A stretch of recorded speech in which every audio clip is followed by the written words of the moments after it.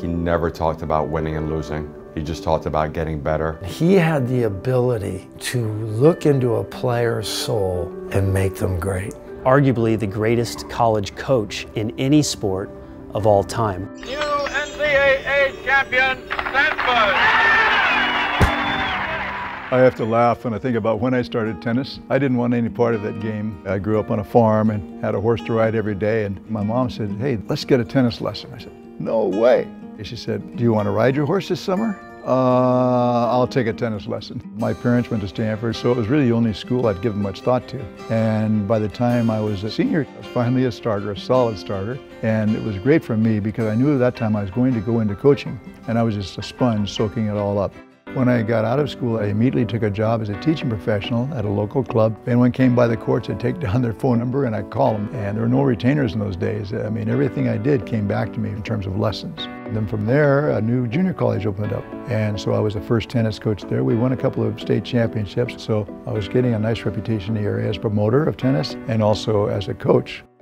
After 4 years, my coach at Stanford retired. So I was ecstatic because that was the dream job for me. I never ever envisioned being the coach at Stanford.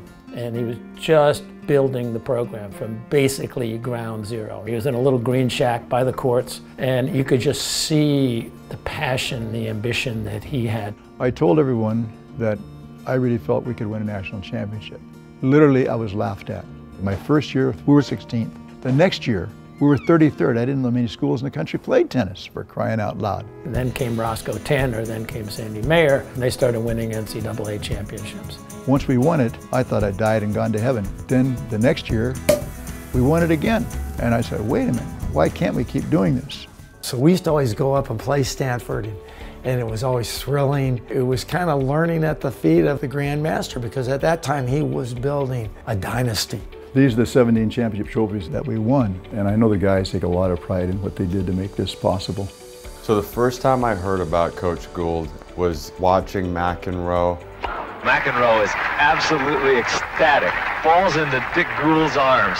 And then just starting to hear about this legendary Coach Gould at Stanford. I was there for 2 years. We won the NCAAs both years, and I was just so excited to be part of that dynasty. Good chance for this Stanford grad.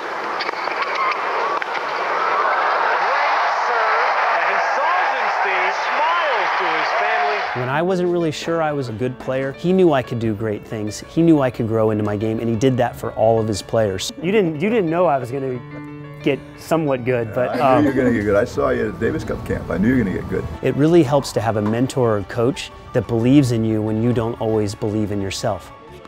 That's good. That was really a good half volley. All right. Woo! To watch Dick coach was a pretty inspirational thing. His appreciation for players, staff, the people cleaning up the facility, everyone around him mattered. When you meet Coach Gould, and anyone who's ever met Coach Gould would attest to this, how positive of a person he is. I'm so proud of you. Thank you. It's just amazing to watch you come along over the course of 4 years. I appreciate it. And it's genuine and it's authentic to feel like the most important person in the world. The East Palo Alto program, that was all Coach being like, hey guys, you have an unbelievable opportunity, and we've got a bunch of kids on the other side of the tracks, and we're gonna mentor these kids and give them opportunities. Thank you for investing in our lives. It wasn't to create great tennis players, but it was to use tennis as a vehicle for those people to become great people. Brilliant, creative, powerful. I've been so fortunate to serve this great university, and I mean serve this university, and try to do it in the highest way possible. I'm really proud of my teams, how well they competed, but more how they competed in terms of sportsmanship and honor. So to me, Stanford was a dream position in every respect. I just feel very, very fortunate to have had the tenure here. Coach Gould, we love you. We appreciate you. You're an absolute legend, an icon, a friend, a mentor. We owe so much to you. We are greatly indebted.